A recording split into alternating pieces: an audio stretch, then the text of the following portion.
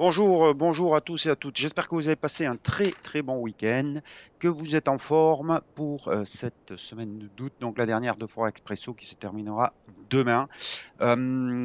Alors, cette semaine, elle va être consacrée après les forts chiffres du chômage de vendredi, qui ont surpris le marché et qui éloignent le spectre de la récession, mais qui donnent aussi de la latitude à la Fed pour continuer son rythme agressif de hausse des taux si jamais les taux d'inflation sortent fort. Ça tombe bien puisque cette semaine, il y aura une panoplie de chiffres de publications sur la hausse des prix, sur les chiffres de l'inflation dans à peu près tous les pays et ça va commencer. Alors aujourd'hui et demain, ça risque d'être calme sur les marchés parce qu'il n'y a aucune publication d'ampleur.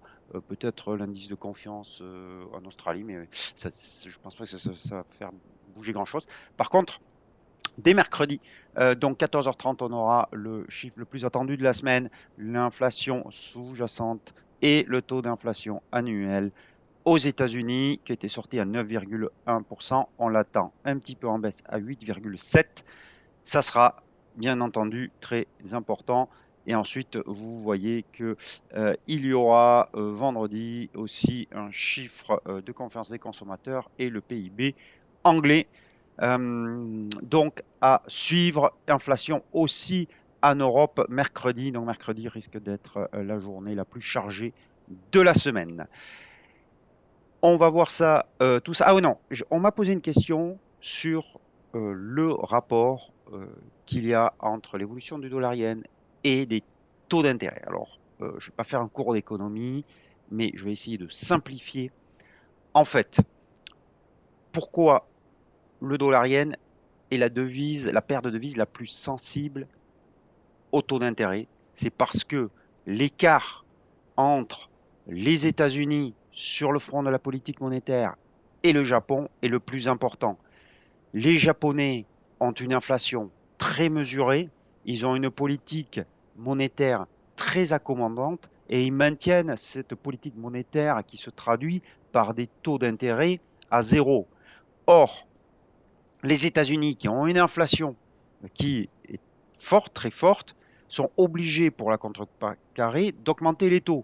Donc la différentielle de taux entre les États-Unis et le Japon est très élevée, ce qui rend le dollar beaucoup plus attractif, parce que si vous avez le choix pour placer vos économies, vous allez préférer le placer à des taux élevés pour que ça vous rapporte plus, et donc le yen avoir des actifs en yens qui ne vous rapportent rien, ce n'est pas très intéressant. Donc, en vous portant sur les obligations, les placements américains, vous allez acheter du dollar et ça va faire monter le dollar yen. C'est pas le seul déterminant de, des, des changes, des parités de pouvoir de change, des paires de devises. C'est pas le seul déterminant, mais sur le dollar yen, surtout ces dernières semaines, c'est la devise la plus sensible au taux d'intérêt et c'est l'élément le plus déterminant de l'évolution du dollar yen. Après, sur les autres paires de devises, c'est un peu plus mesuré parce que les écarts de taux sont plus serrés et d'autres facteurs interviennent dans la détermination du taux de change. Voilà, j'espère que c'est pas facile en quelques minutes. J'espère que ça a été clair, que j'ai répondu à la question de la personne qui me l'a posée sur les commentaires sur YouTube. On va voir les graphes tout de suite. Avant ça, l'avertissement sur les risques tout de suite.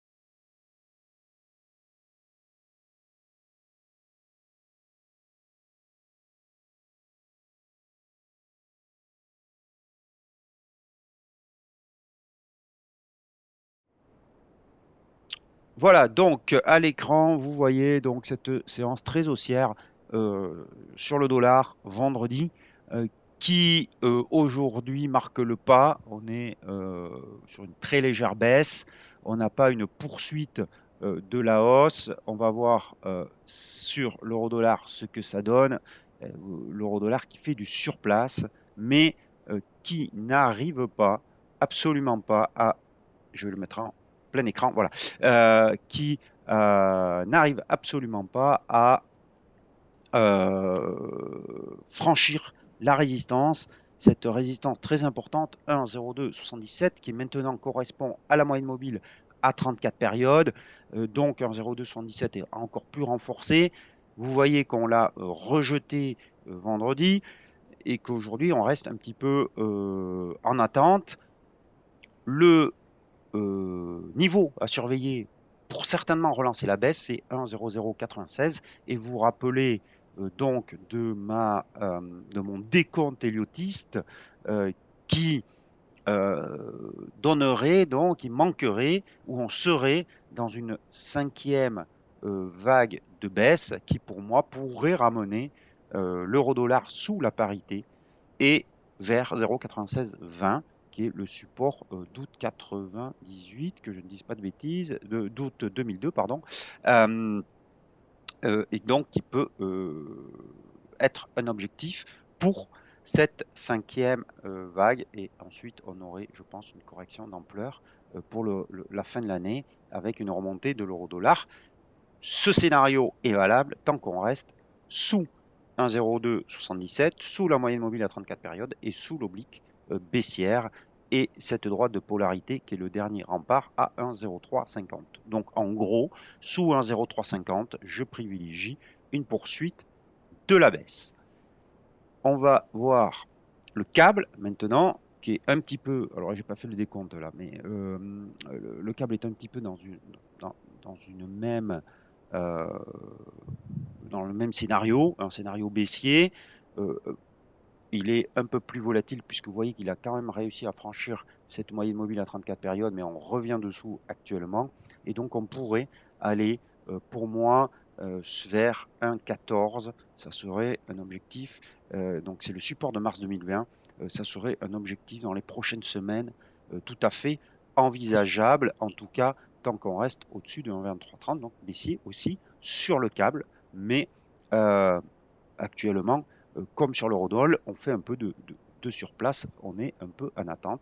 Peut-être que le chiffre de mercredi va relancer la baisse sur ces paires de devises. L'OSI, il a très bien répondu sur le support à 0,6886 qui correspondait aussi au cette oblique de ce canal du haut du canal baissier.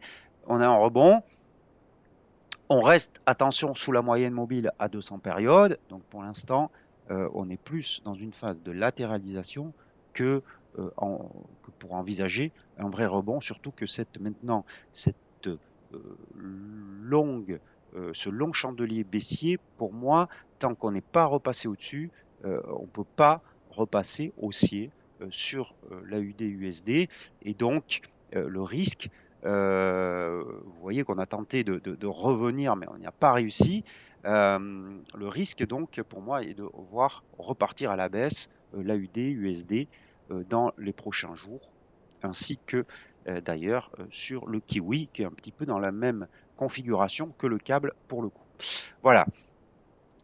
On va voir les paires en yen maintenant, on va commencer par l'euro-yen. L'euro-yen qui a fait un très beau doji sur la moyenne mobile à 200 périodes avec un très beau rebond. Mais attention, on marque le pas au contact des moyennes mobiles de court terme. Donc, on va voir ce qui se passe dans les prochains jours. Mais pour l'instant, ce rebond est juste une petite réaction au contact de la moyenne mobile. Ça ne veut pas encore dire que la hausse du dollar yen va reprendre. Il faudra dépasser les moyennes mobiles de court terme. La UDN, on est dans un range clairement établi entre 91 et 91,50 et 95, 96, 95,50, 96. Sur la livre, on est yen, on est aussi dans un range entre 160 et 166. On est en plein milieu, pas grand chose à faire donc. Et le dollar yen, lui, montre des signes de reprise au contact de cette cette droite de polarité, cette zone de polarité entre 131 et 131,50.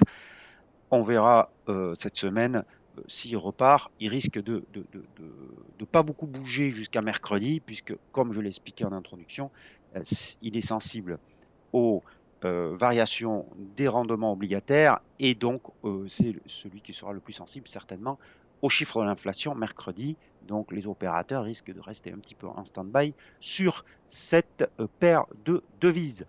Le dollar suisse, lui aussi, est coincé entre la moyenne mobile de long terme et les moyennes mobiles de court terme. L'euro suisse, alors je vous rappelle qu'on a un plan short sur l'euro suisse qui est toujours valable, puisque j'avais dit que je sortais si on clôturait au-dessus de la moyenne mobile de court terme à 13 périodes. Aujourd'hui, on semble relancer, repartir à la baisse, on n'est qu'à la moitié de la journée, mais il semblerait que l'euro suisse donne à nouveau quelques signes de faiblesse après cette petite consolidation. Donc on garde le plan short sur l'euro suisse pour l'instant avec les objectifs que j'avais fixés. Demain, je vous remettrai, puisque ça sera la dernière, je vous remettrai le